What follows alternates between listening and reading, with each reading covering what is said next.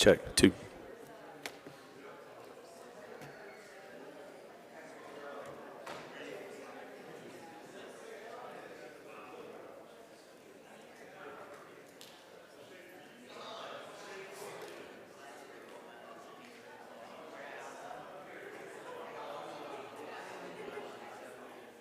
Okay, ready?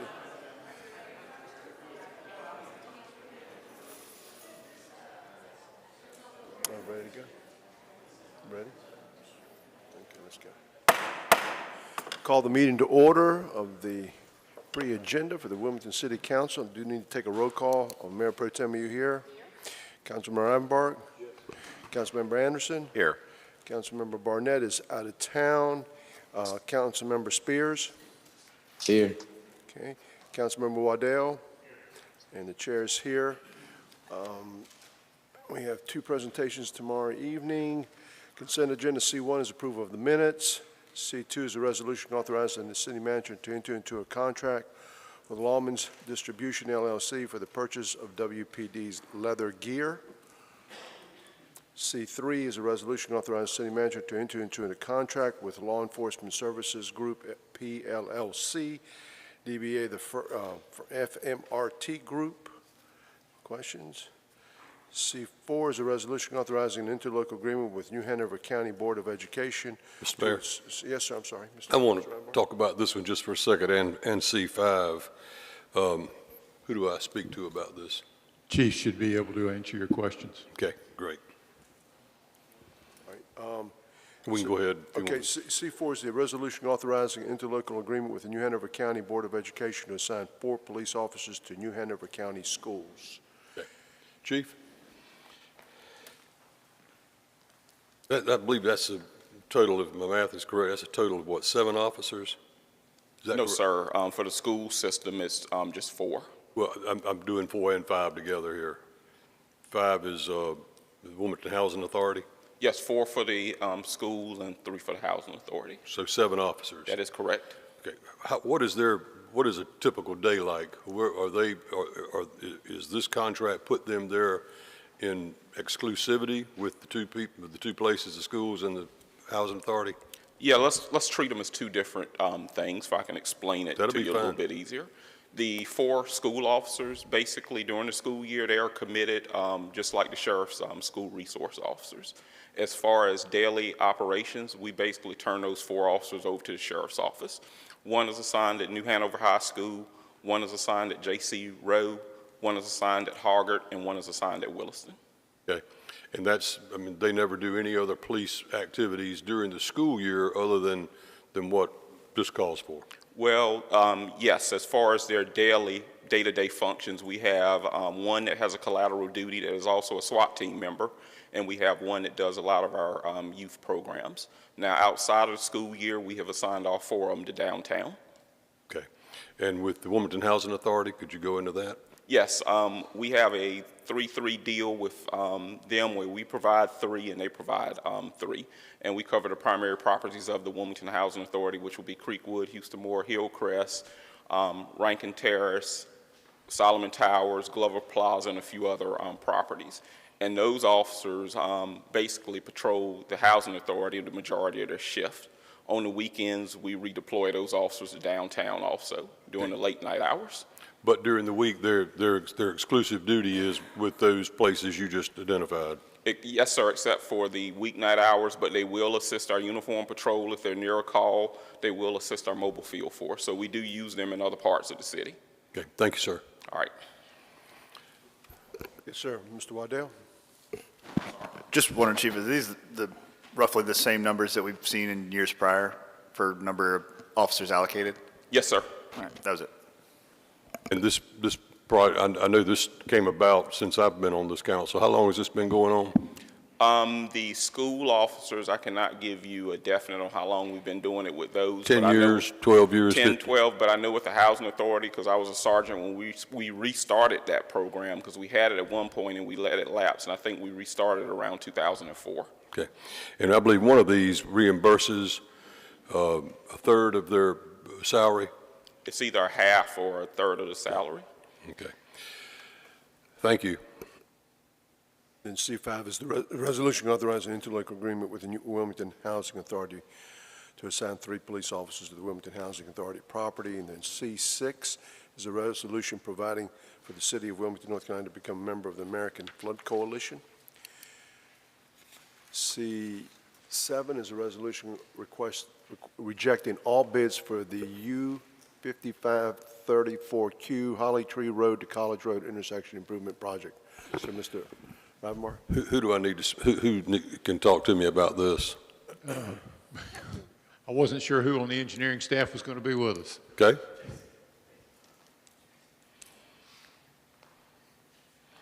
Good morning. Morning. So we had one bid that was tossed out because we only got one bid. We rebid it, and we got one bid again. Was it the same person? Yes, sir. Okay.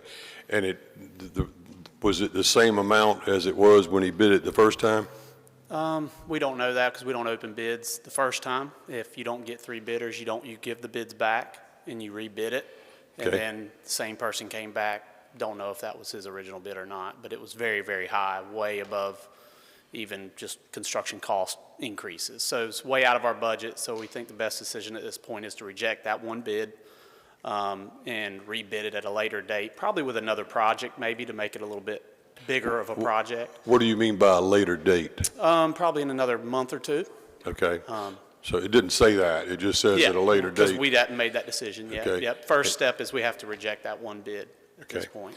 And what makes you, I mean, with adding it to another project, does that increase the likelihood that you will have multiple bidders? How many you got to have, at least 2 or 3? Yes, you had to have at least 3 to open the first time. And then after that, you can open them. And after you rebid it, you can open the one bid. And we did. We opened that bid. It was very, very high. Okay. So yeah, adding it to another project, a lot of times, right now, obviously, there's a lot of work out there for contractors.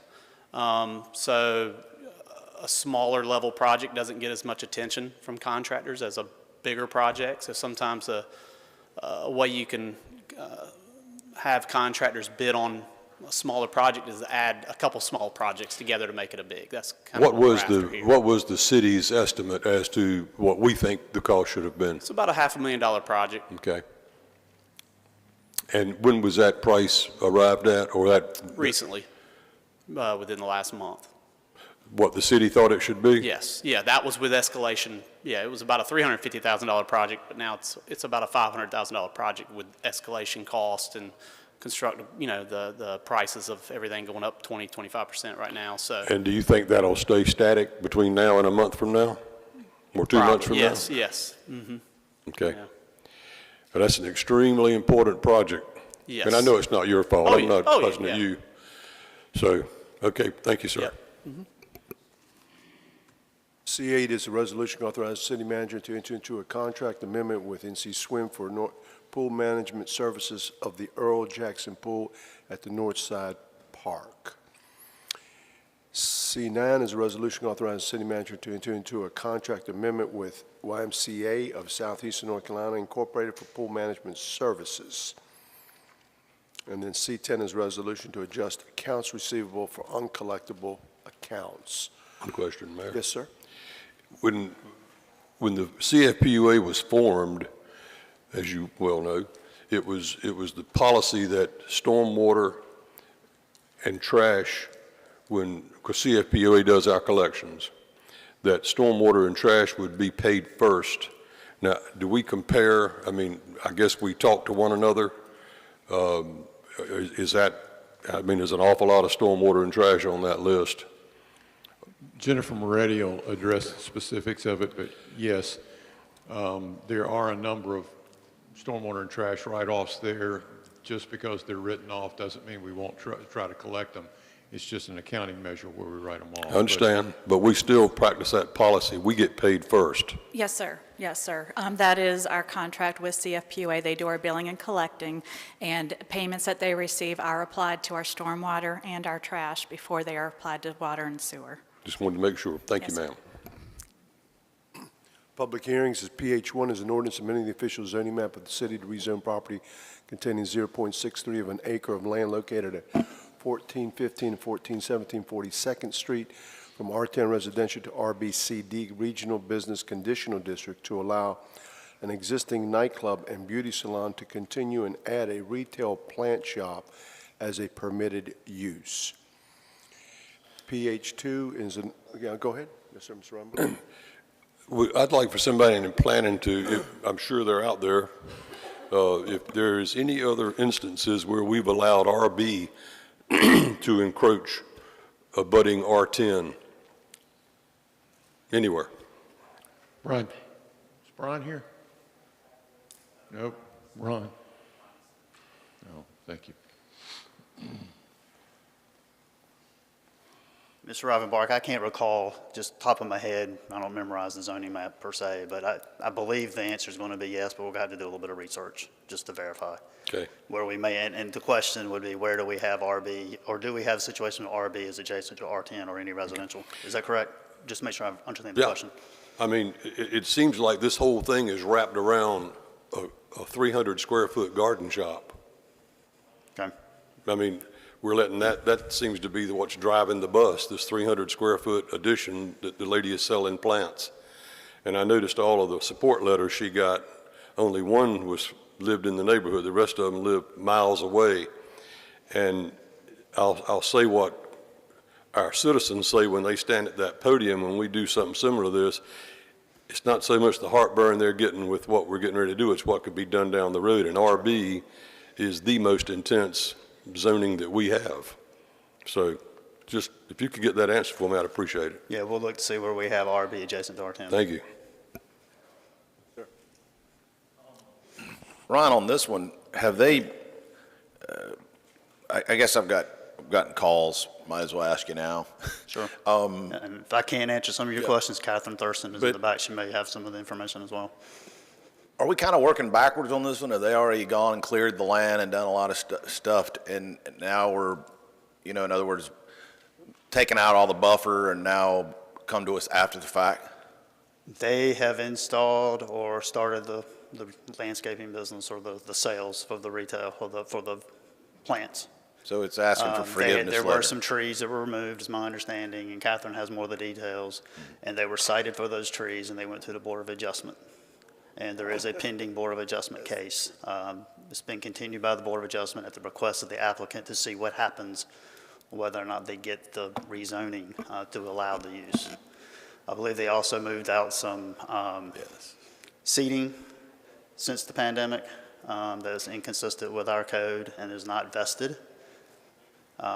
So they would have to, if the property is rezoned, the outdoor seating, they would have to comply with our outdoor seating laws and rules that were adopted by council as part of the Land Development Code. As far as the clearing, I did read the information. Mr. Waddell, thanks for sending that because I had not seen it before. If there is any clearing that has occurred, they will have to supplement that, put any buffer back. I've not been on the site yet, so I'm not sure 100%. And I have compared some aerials to make sure, and I've seen the packet that Mr. Waddell sent me. But we need to verify some of that information. I believe. I mean, you can't, you're backing up R10 to RB and you take out a 50-year-old tree, 50 years. I will say that I looked at aerial photographs, I did look at Google Street View, and vegetation is not as thick now as it was showing even 5-6 years ago on some of the Street View.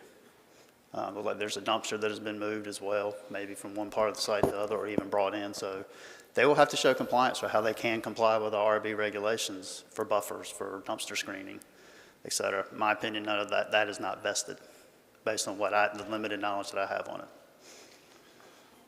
Sure, Mr. Waddell. Yes. How many times has the applicant continued the Board of Adjustment, I guess in preparation to getting before us and us, just assuming that we're going to give them a rezoning? So I'll let Ms. Thurston answer that. She works for the Board of Adjustment. There are actually 2 appeals before the Board of Adjustment. One is for the use and one is for the tree removal. And these were originally submitted back in August, and I believe the initial hearings were scheduled for October.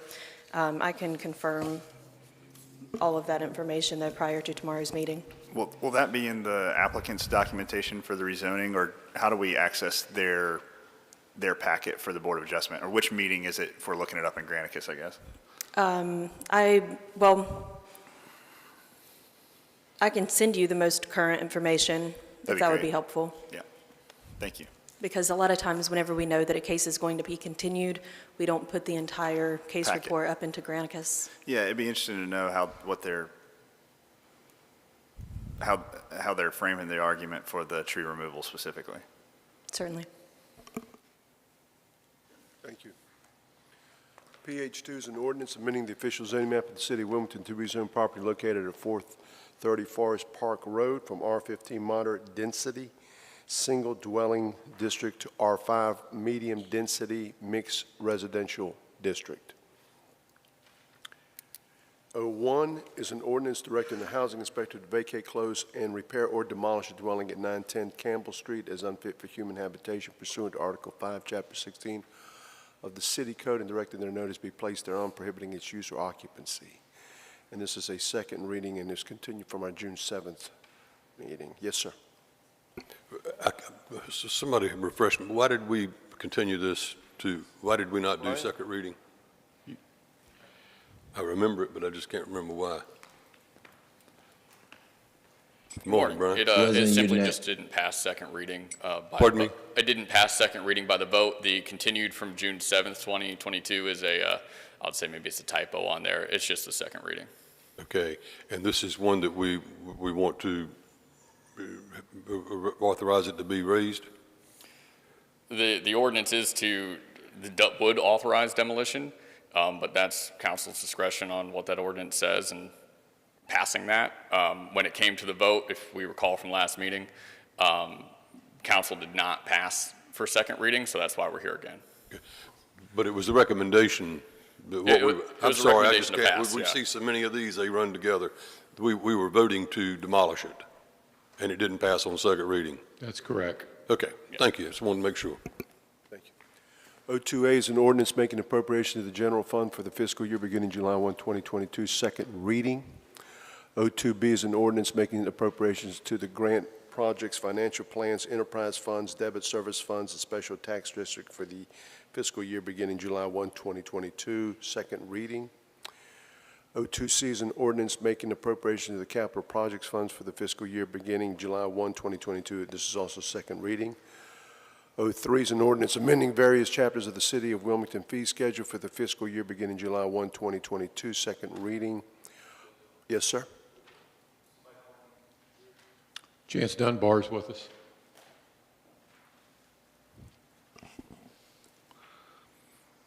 Chance, while you walk up, you can probably still listen.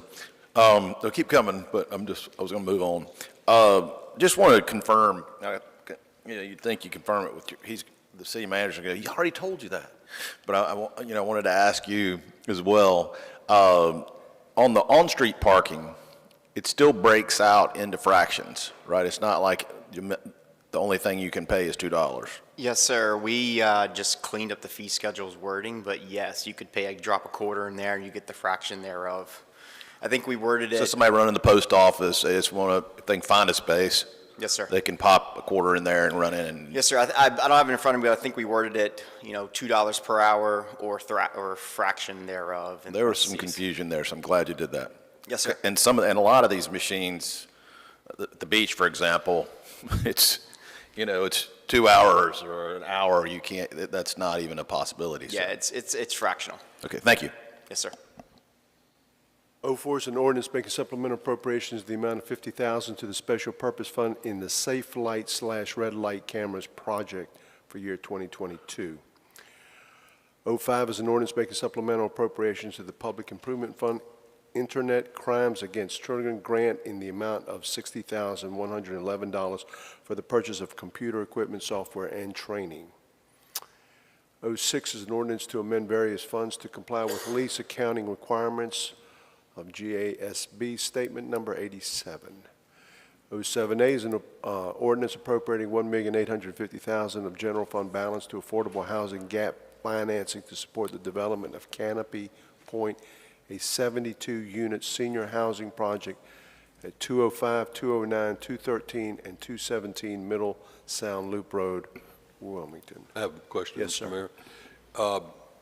I don't know if this is Suzanne or what, but they start repaying, I think, in beginning of year 6. Suzanne's going to be the best person to answer that question for you. Thank you.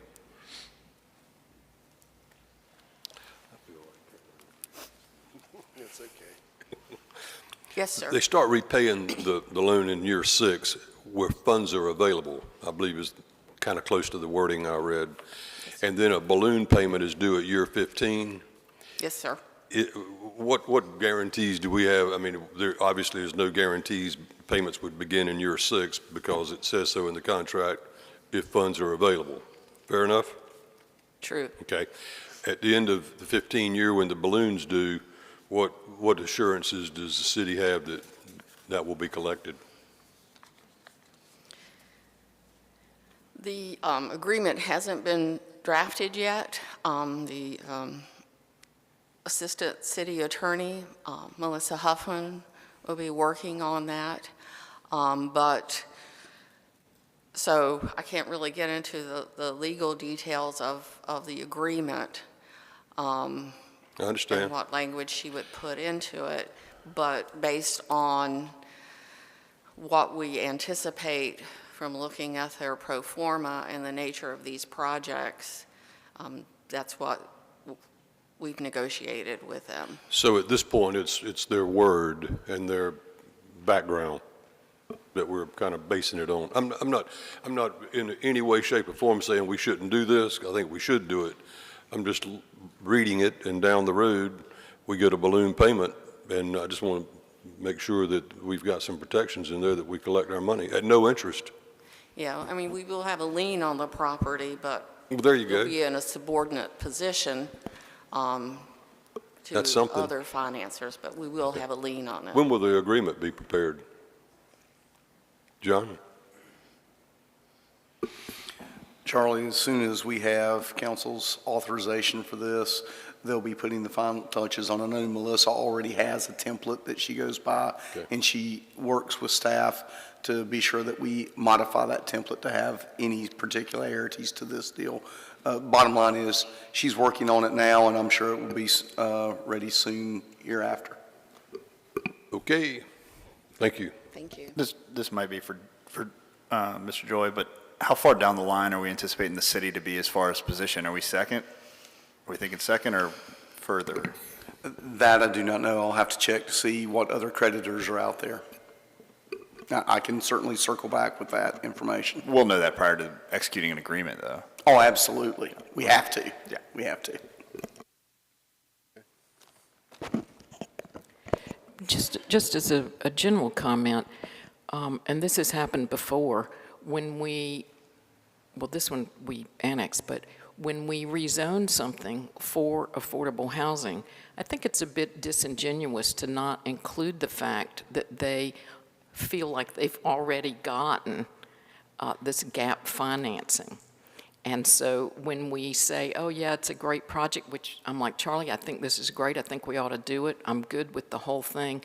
I just think as a matter of complete disclosure that when we're talking about the project initially and when we make a commitment to rezone or whatever, except the project with workforce housing, that we also state in the very beginning that they're looking for gap financing in the range of whatever from the city of Wilmington.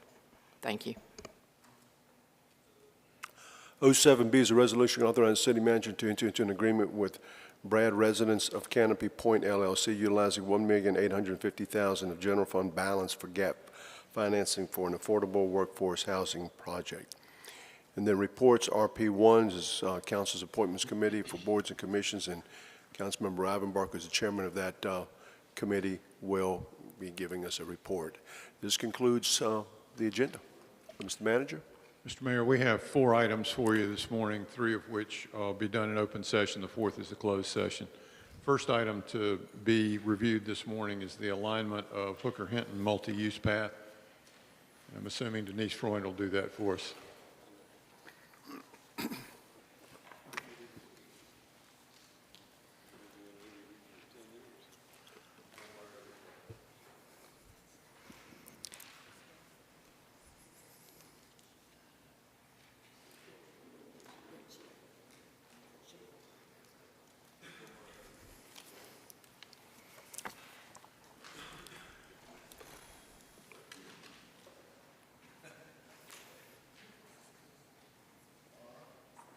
Good morning, Mayor, Mayor Pro Tem, members of council. I'm here this morning to give you a brief update on the status of the Hooker Hinton Wrightsville Greenville projects. This first slide is just an orientation to the proximity of the projects in relation to each other. The Hooker Road multi-use path will be constructed on Hooker Road from Rose Avenue to Wrightsville Avenue. The Hinton Avenue multi-use path will be constructed on Hinton Avenue between Greenville Avenue and Park Avenue. And the Wrightsville Greenville project includes intersection improvements at Wrightsville and Greenville, bicycle lanes, and sidewalks from Wrightsville Avenue to Hinton Avenue. Staff have received, if you'll remember back in 2020, we just elected to shift the multi-use path from the south side of Hooker Road to the north side of Hooker Road due to some engineering feasibility issues. And those included the creation of a parallel drainage system, extensive utility impacts to water, sewer, and overhead power lines, property and tree impacts due to the relocation of those overhead poles and power lines, and then also construction and right-of-way costs associated with all of those above items. Staff have received several comments from citizens in the corridor related to tree impacts associated with the trail now being on the north side of the road. And once Matt Hypes, our project manager for this, he has met extensively with citizens in this corridor, has explained to them the engineering reasons why we shifted the trail to the north side. And generally, once he meets with them and talks them through all of that, they understand the need for it. But we wanted to come back and just kind of give you an overview of why we made those changes, and then also talk about what the tree impacts would have been had we left the road on the south side of Hooker Road, along with property impacts. The next few slides show an approximation of, had we left the trail on the south side of the road, what the property and overhead utility impacts would have been. On the screen in front of you, the orange dots and lines show where the existing overhead power lines are now. The green dot and line between the dots show where the overhead power lines would have been had we kept the trail on the south side of the road. And in the green hatch, you see where the 15-foot permanent utility easement that Duke Energy would have required would have impacted those properties on that side of the road. This is another slide showing a different location, also near Dorset Road, that again shows the extensive tree impacts and property impacts that would have been associated with moving those power lines. And here's yet another one that is closer to the intersection of Hooker Road and Wrightsville Avenue. Our linear capital improvement projects, whether they're in easements or public rights-of-way, do not currently have scopes of work for tree relocation or mitigation. Our projects that go through the TRC, where the city is a property owner, not in the right-of-way, are required to meet the same tree preservation, mitigation, replanting that any private development project would go through, but that is not the case on our linear transportation projects. We do make extensive efforts to minimize any tree impacts with all of our projects. We walk the corridor with Aaron Reese. We shift trail alignment. We, in some locations, will put in curb and gutter to preserve trees. And where we're constructing in close proximity to tree roots, we'll use a material called FlexiPave that minimizes the impact to the tree roots. It goes right over the roots, and it doesn't have as much impact as either asphalt or concrete would have.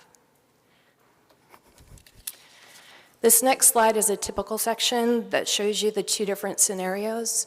The previous design, showing the trail on the south side, shows the existing roadway, the curb and gutter, the plaza, the multi-use path, and then the need to create a ditch on the south side of the trail to intercept the water that is currently draining from left to right across the screen, carrying the water to Bradley Creek. So when you create that multi-use path and that slope down to the existing ground, you create a dam, and you need to find a way to capture that water, carry it along the toe of that slope, and then bring it into the stormwater system. And that's the reason why we would have ended up with a parallel drainage system, a curb and gutter stormwater system along the curb line, and then this parallel ditch that we would then have to intercept and bring into the stormwater system. That ditch is the reason why we would then have to shift the utility poles further back onto people's properties and then encumber their property with the permanent utility easement. We don't have that situation on the north side of the road because the water drains primarily away from the road to Bradley Creek. So there's no need to create a ditch on the backside of the multi-use path to capture that flow. Also, the utility poles are primarily on the south side, so even did we need to create a ditch back there, we wouldn't be moving utility poles. One of the other comments that we've received from some citizens is concern about overall water quality in the Bradley Creek watershed. The location of the trail on the north side has no substantial difference from locating the trail on the south side, because in both cases, the water drains back to the curb and gutter in the road, is captured in the stormwater systems, and goes to the same outfall, whether the trail is on the north or the south side. When designing our linear transportation projects, again, those within the right-of-way or easements, we meet the state and city stormwater requirements for our projects. Anything that we're required to do by the regulatory agencies is what we provide. We do not go above and beyond that. There are no water quality treatment systems proposed with this project because they're not required by the regulatory agencies. We do work hard to avoid stream and wetland impacts with all of our transportation projects, and we have a short retaining wall on this project that minimizes stream and wetland impacts. Additionally, we've been working with Aaron Reese and Anna Ray Gingrich, who heads up our, the name of it is escaping me, the Heal Our Waterways program. And she works with funding and a volunteer program with citizens to create water quality improvements on private property. And we have funds available for tree mitigation and potentially water quality systems in a follow-up project to this. We don't want to bring that improvement into this project because this project has federal funding. We don't want to combine those funds with the federal funds, and we also don't want to slow these projects down. We want to keep Hinton, Hooker, and Wrightsville, Greenville moving forward because it has been a long time that the citizens have been waiting for these projects. Staff is recommending that if we do any tree mitigation or any water quality improvements, that they happen in that subsequent project. Lastly, I just want to give you an update. We have received final approval of... Can we talk about this one just a second? Sure. Or do you have a question and answer period for all of it? I do at the end, if you want to wait, or you can ask now. Well, this is, I've seen so much of this, and I go up and down Hooker a lot. It's almost one of these things with the way this is, it would almost be better if we could adjourn and re-meet on the site and see it. Mm-hmm. Because these are pretty pictures, and you are very eloquent in the way you explain it. But it's not complicated, but it's different, and that's a long street. Mm-hmm. And there's a lot going on out there. I'm gonna go out there and walk it. We'd be happy to walk it with you. Okay. We can meet you out there. Our project manager, he's out in the field all the time on this project. We probably talking need to to do it in the citizens. dark so nobody will see us. But anyway, I would like for somebody to go out there with me with this and just say, this is what this is right here, because Sure. it's a little bit different. Thank you, ma'am. Yep, you're welcome. All of the outstanding comments with NCDOT have been resolved. We have received right-of-way authorization. That means that we can start the property acquisition necessary to build the projects. And we've received the additional funding agreements from NCDOT. We had requested additional funds due to the construction cost increases. We have received those, and they'll be brought to you at your July meeting for approval. Then they'll go back to NCDOT for execution. And we are planning to move into construction in 2023 and wrap up in 2024. And I'm happy to answer any other questions y'all may have. It's 2023? Construction in 2023. Okay. And a lot of that's related to the steps we need to go through with the NCDOT, or I'm sorry, the FHWA funding through the WMPO. We need to get authorization to purchase right-of-way, which we've received. Once we purchase all the right-of-way, we need to get right-of-way certification. Then we need to ask for authorization to move into construction. Looking forward to it.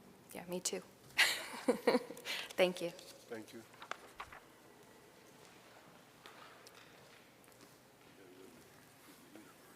Mr. Mayor, our next item is a review of the alternatives for the repairs to the Northern Riverwalk. And I believe Mike Naklicki will come forward and do that one for us. Mike?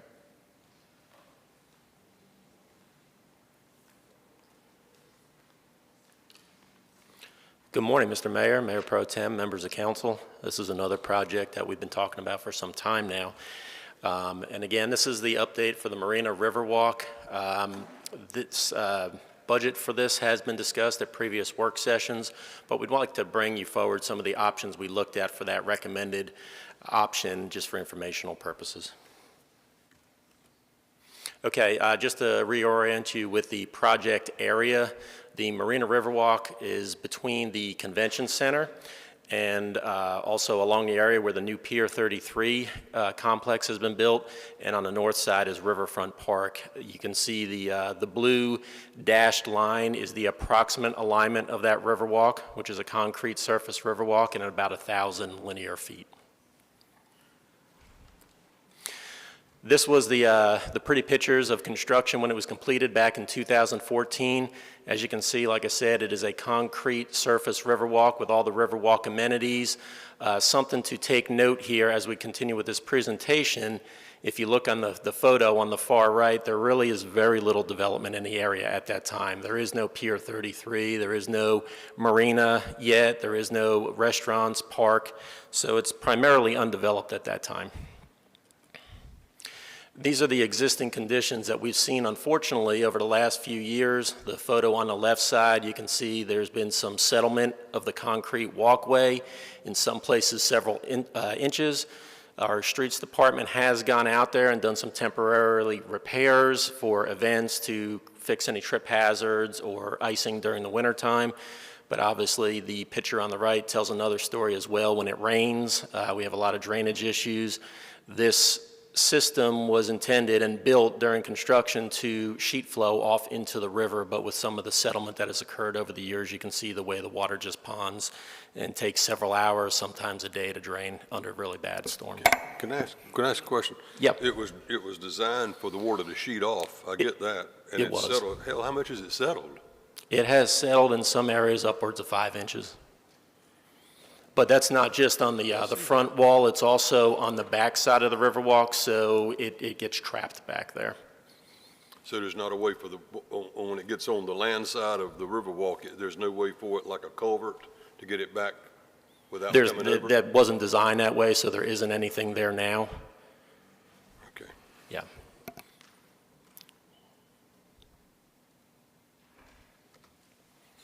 So we're just going to go through the three options that we looked at over the last several months here. Concept design option number one is a replacement, full replacement of that concrete surface with either a special foundation, either a helical pile or a micro pile that does not rely on the soils below or the bulkhead next to it. In the photo here on the left side, just wanted to point out, you can see the existing bulkhead wall and the cap and the railing system. That is all in good shape and no need to do anything with that. We've actually had our engineers review the structural capacity of that bulkhead, and there are no concerns with that at this time. So the focus of it is everything to the right. The pros of this option, doing a concrete surface with special foundations, it has a long lifespan. As what we had out there, concrete lasts anywhere from 60 to 75 years if properly maintained. The concrete surface also matches the surrounding areas of the Pier 33 development and also of the marina and the convention center. I mentioned before, it is not supported by the poor soils down at depth. It doesn't rely on that, it's self-supporting. And it has a low impact to the adjacent infrastructure. If we went in there with typical piles and drove some of those large timber piles or H piles that we've seen under some of the buildings in the area, it would disturb the bulkhead system. There's tie-back rods and some of the new buildings, so the last thing we want to go in there is start pounding on things. The cons, this type of system does have a higher cost, and it does require full demolition of the existing walkway. The cost for this is about $7.5 million. That includes construction, design, construction material testing, and I don't recall the exact number, but anywhere from 20 to 30% contingency, just because of some of the construction market now. Quick question. Yes. For both, as we go through option 2 and 3 as well, I'd like to know the estimated time that if we would be ripping up the Riverwalk, how long that would be estimated to completion. I think that's important to bear into the conversation that we'd be making. Yeah, I mean, we can estimate it, and I can talk through it. We hadn't done that as part of our concept review, but for this, I mean, to demo the Riverwalk would be rather quick. The time that would take is putting in all these piles to support it. We could talk to contractors and look at our design in a way that we may be able to phase it, so we're not disturbing the whole walkway. Maybe we can do it in halves, because we do have access from Brunswick Street next to Pier 33, so that's an option. So, but I mean, if we did it all in one shot, please don't hold me to this, but I'm thinking it's probably about a 6-month project. So. Okay. But we can look further into that. Yeah, that'd be helpful in the decision-making process. Absolutely. The other projects that have been built around this since this was built in 2014, I think you said? Yeah. Didn't they pound? I mean, weren't they driving pilings and doing? They did for all the buildings. They put in piles and spread foundations to support their tall buildings. Yes. And is there any engineer out there that thinks that maybe that might have had some consequences for our Riverwalk? We could look into that. Absolutely. Well, I would think that you would. Yeah. I mean, this thing is what, 8 years old? Yeah, about 8 years. And we're looking at spending anywhere from $3 million to $7.3 million on 1,000 feet of Riverwalk. How does that affect the people that rent slips in the marina if we tear this thing down? Yeah, that's another, like Councilman Waddell said, we'll have to coordinate that with them to make sure they continue to have access while we do the work. The original design on this, was that in-house? No, it wasn't. It was actually, the original design was from Almont Shipping back in the day, which was taken over by the current developer, and they hired an engineer and built it. It was a reimbursement situation with our development agreement. So they did it, and we reimbursed them? Yes. Okay. All right, thank you. I think that's a good point, that the city generally has built the Riverwalk from bridge to bridge, basically, except for this part. And I think it needs to be clear to the public, it's my understanding, and I certainly stand to be corrected, that this was built by the developer, not by the city. So it was indeed engineered, designed, engineered, and constructed by an individual. Surely the city inspected it, and we would expect it to be built to our standard, but clearly there's some sort of issue. But I just want to make clear that the city did not design and build this. It was That's correct. by the developer. That's correct. We managed the contract with the money. We also had inspectors on the ground and ensured everything was compacted well and the surface was constructed to our standards. I guess what I'm getting at is we don't have anywhere to turn except our ratepayers, our taxpayers. We do, if you may recall, there is a contract amendment with the current developer where they turned over any of their remaining retainage and cost over to us, and also is making a monetary contribution to this as part of a contract amendment, the developer that built this Riverwalk. I won't ask you how much here, but I'd like to know that. We can let you know. Thank you.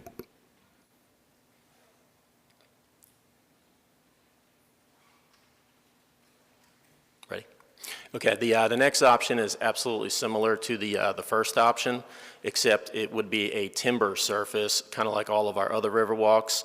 The pros, again, it's not supported by the underlying soils. It does have low impact to adjacent infrastructure as far as no need to pound the ground because it has special foundations.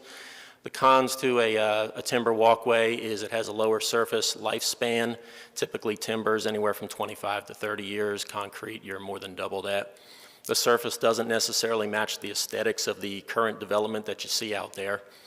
It is a higher cost, once again, like the other one, and it does require a full demo of the existing walkway. That cost is estimated at $6.2 million with all contingencies. And the existing design option is the existing concrete surface with a polyurethane injection. This is something that we've been talking about for a few years. It does have a lower cost. It's least disruptive because the idea is where there's voids and gaps, you come in with a structural polyurethane grout and inject it to fill those voids in an attempt to lift the concrete surface of the Riverwalk. Another pro to it is you can possibly salvage some surfaces that may not crack or be disrupted as it's lifting. There's no guarantees when you do this. When you talk to the vendors who do this, they do not provide guarantees that they'll be able to lift it exactly where it needs to be, but obviously it would be least disruptive. The downside is, we could have miscellaneous concrete and joint repairs all over the place as you try to lift different sections, because you cannot lift 1,100 linear feet of Riverwalk all at once. You'll have to lift certain sections of it. There's a possibility of multi-year injections, and this is why I wanted to stress the importance of that photo that I showed you earlier, where when we built this, there was really no other development around it. The concern about multi-year injections is you have to come out here, you have to monitor it, you have to possibly come out a year from now, 2 years from now, excuse me, and inject and try to raise and lift it, so it'll be a continuous project. Future maintenance is likely, and again, I'm sorry. Just a quick question with Yeah. regards to the multi-year injection iterations. Do we have an estimate on, like, let's say if it was on an annual basis that we were coming in doing these injections, what any sort of cost? The $3 million price tag does include multi-year injections, as far as if we had to come in here 2 or 3 times, do the injections, repair any damaged concrete, that's all included. So in that the wouldn't, cost. okay, all right, Yeah. so that's all inclusive there. Yeah. Thank you. So Mike? Yeah. Is this, there's on Gillette Drive where I happen to live, they've done this, and I'm forget, time kind of flies. It was done they did like a block of this to see if it would, the whole street needs to be done, but they did a stretch to test it, and best I can tell, I'm not an engineer, but I do drive on it all the time, it's held. This is similar at all, or is it more weight? I mean, I don't know, asphalt versus concrete and those kind of things. I mean, do we have any experience with this, I guess? I mean, not theoretical, real. So I'm not that familiar with the Gillette Drive work, but I would say a difference there is you are confined on either side by land. Here, we're next to the river. We have water. These bulkhead systems hold land back, but they don't necessarily hold water back. You still have water infiltration in and out, soil movement in and out, so it's a very dynamic situation. You also are kind of, and this last bullet that I didn't mention yet, this type of system, you don't have any protection from future bulkhead movement either. So if that front bulkhead starts to move or settle at any way, you're going to continue to have some soil consolidation.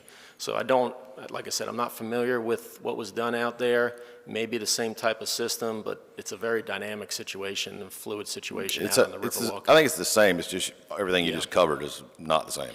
I mean, the surroundings.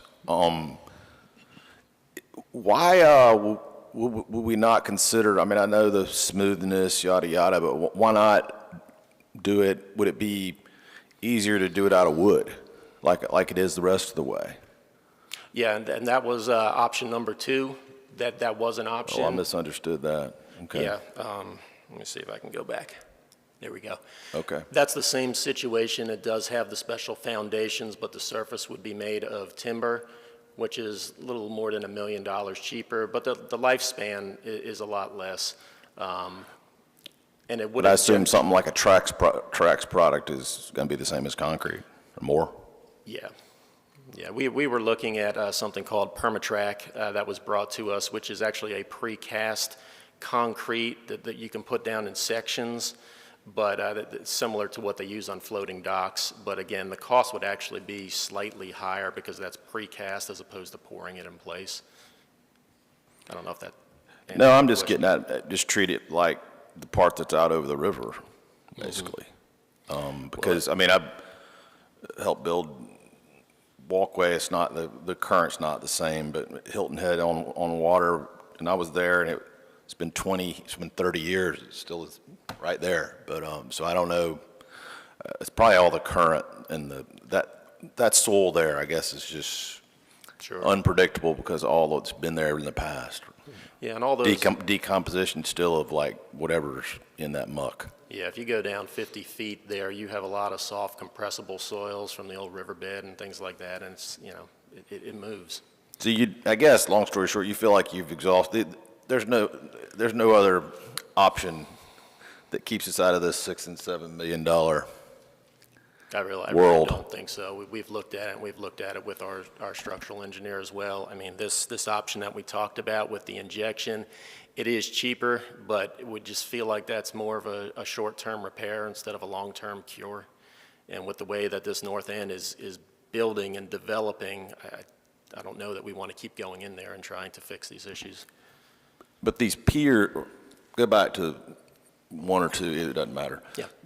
I guess these, they look like, you know, screws or something on these drawings, but those piers are what's not there now. That's right. That's going to make this stay in place. That's right. There's two options. You can do a helical pier that screws down in the soil, like you said, and it really relies on the torque in the soil. The micro piles are much smaller piles that actually go down, and the geotech does say that there's rock fragments and solid surface down at around 50 feet, which these piles can reach down to and lock in. Okay. All right. Thank you. Yes. One final question, I'm going in the past here. What was the life expectancy of this project when we accepted it? Well, I mean, any type of concrete river walk, you would expect it to last, at least the surface, you know, anywhere from, 50 to 60 years or more, just because of the durability of concrete. Yeah. The issue is the, what's below it. Well, I mean, you certainly have to factor that in when you're. Okay. Yeah, comparing a sidewalk that's out in a neighborhood versus a sidewalk adjacent to a tidally influenced river, obviously, you got a harsh marine environment in the water that will reduce the lifespan. But by your own admission, you said if we do either one or two, we're talking about 50, 60 years? Yeah, because it's not dependent on the soils or the bulkhead next to it. It's self-supporting. Thank you. And I think we mentioned here that this option was about $3 million we're estimating. So our recommendation, and again, this is actually already included in the recommended budget, which you guys have talked about, but we just wanted to bring these to you, is the concrete pile-supported Riverwalk. Again, it's more of a long-term cure as opposed to a short-term repair. I'd be glad to answer any other questions that you may have.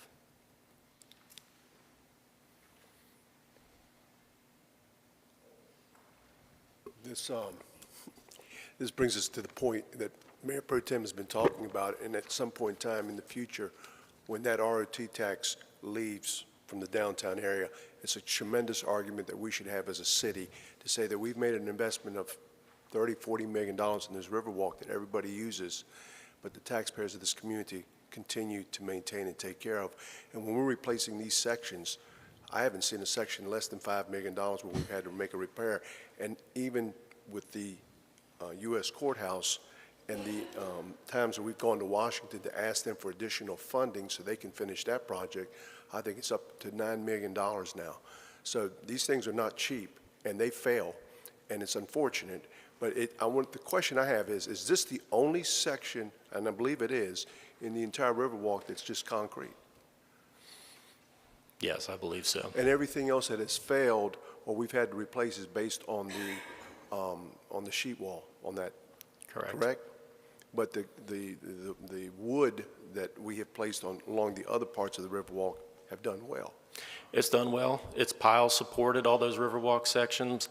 Really, what you do need to go in and maintain is the surface decking and all that. So this thing has failed now in less than 10 years, 8 years, and I know you folks were involved in it. I mean, the city had to be involved in this discussion. We just didn't give a check to the developer and say, just go out there and do it. You had eyes on it, y'all evaluated, y'all looked at it. So we had our engineering department look at it. They had their independent engineer evaluate this and design it, and you folks checked off on it, correct? Correct. Where did we miss it? Just because of the development. I mean, you folks have had some discussions in respect to the amount of development that was going to take place on the east side of that Riverwalk. I mean, was there not discussion about future impacts to that Riverwalk based on the amount of development and weight that was going to be put on that side? That y'all, I mean, it sounds to me that what you're telling me is that had a direct impact on this Riverwalk. No, I don't think I necessarily said that.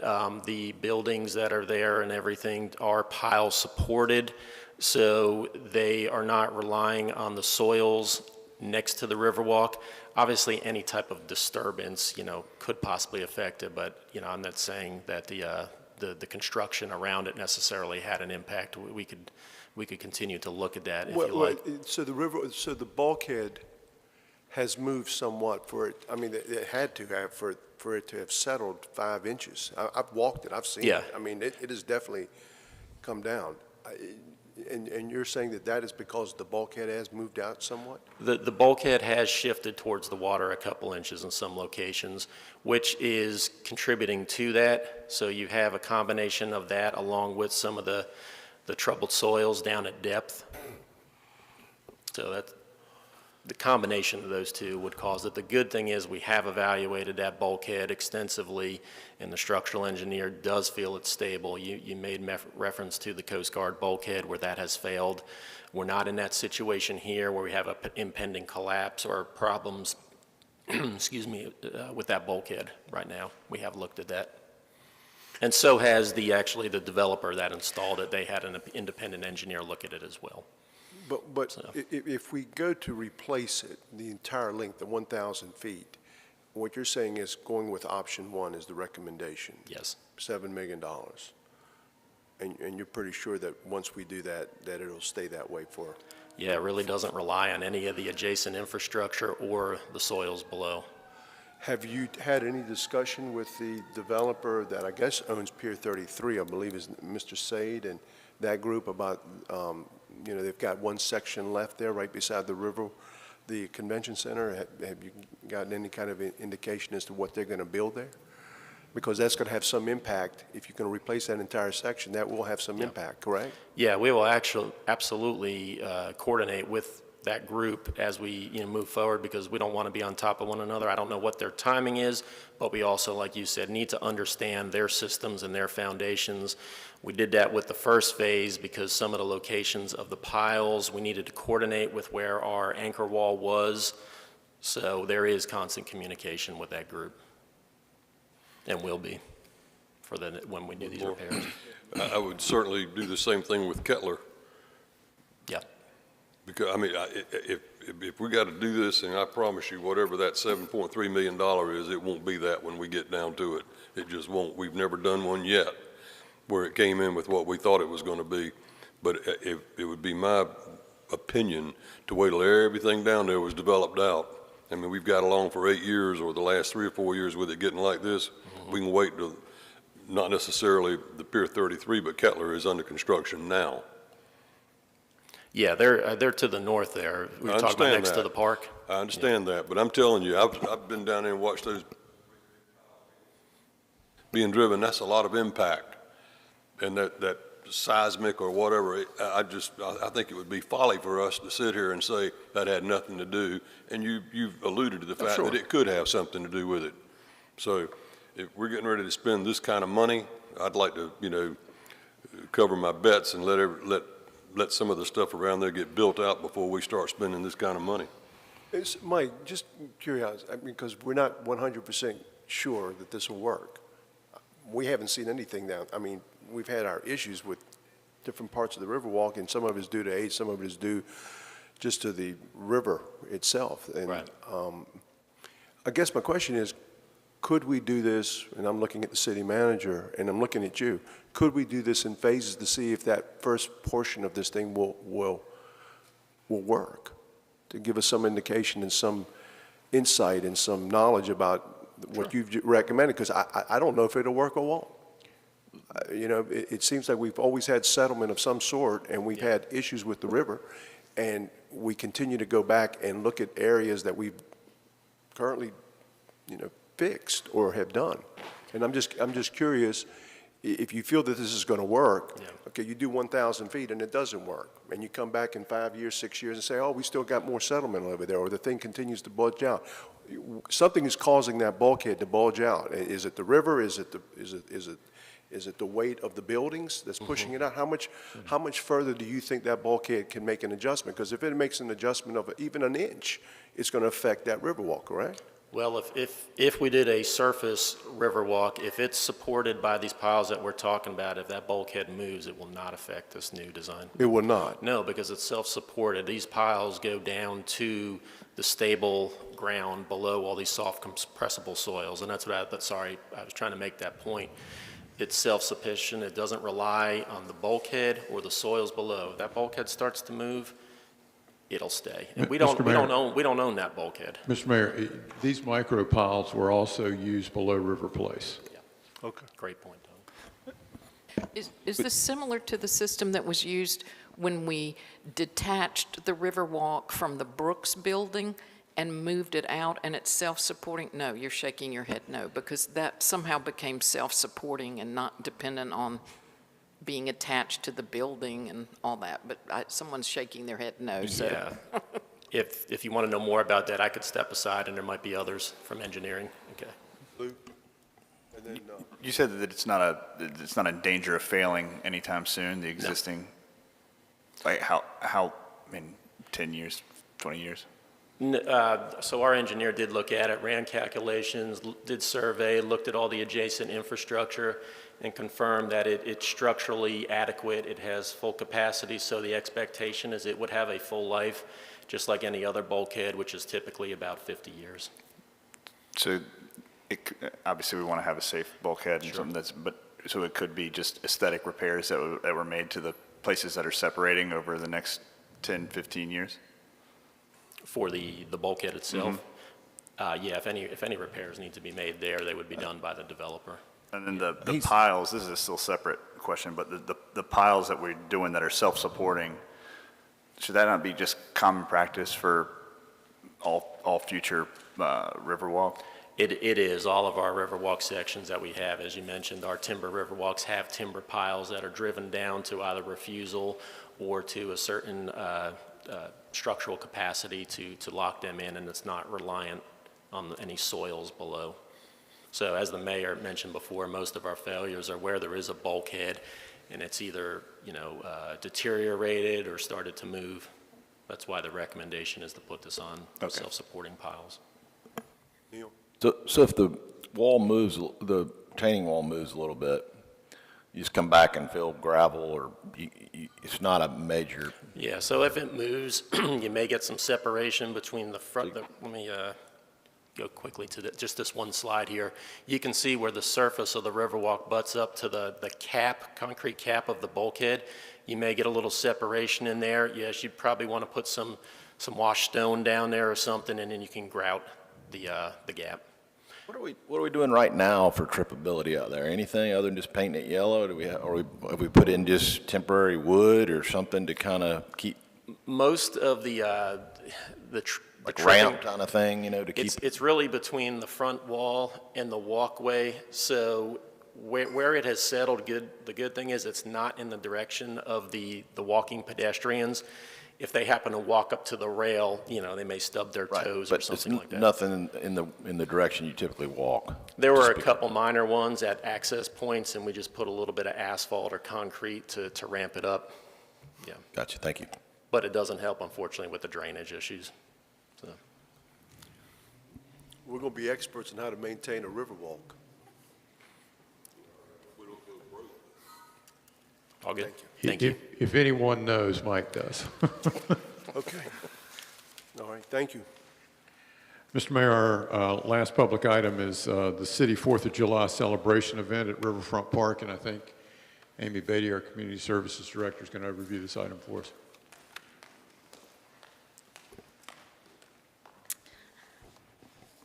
Good morning, Mayor, Mayor Pro Tem and Council. On to a cheerier subject. I'm not going to ask you for any money this time. The City of Wilmington, like many cities, for many, many years has had 4th of July activities in honor of Independence Day. Last year, we were fortunate in that the July 4th holiday coincided with the opening of Riverfront Park, and we had a big celebration out there with a great variety of types of entertainment, free and open to the public. And we intend to have an event this year again at the park, free and open to the public, that community services staff has been working on, again with a variety of entertainment. A local band will have Big B with 97.3 Coast emceeing the event again. And this year we also have a very special guest, the Wilmington Symphony Orchestra. Wilmington will have its first Pops concert. And so with that, Liz Scanlon, the Executive Director of the Wilmington Symphony Orchestra, is here, and I believe would like to address council with just a few words, and I believe she has something to present to the mayor as well. So thank you. Good morning. I wanted to say thank you to the City Council members, Mayor Pro Tem Margaret Haynes, Mayor Saffo, thank you so much. It has been my dream to have a Pops in Wilmington. Back in 1974, Arthur Fiedler and David Mugar started this. 48 years later, it is a national institution, and we are ripe for it. So I wanted to present to you Mayor Saffo,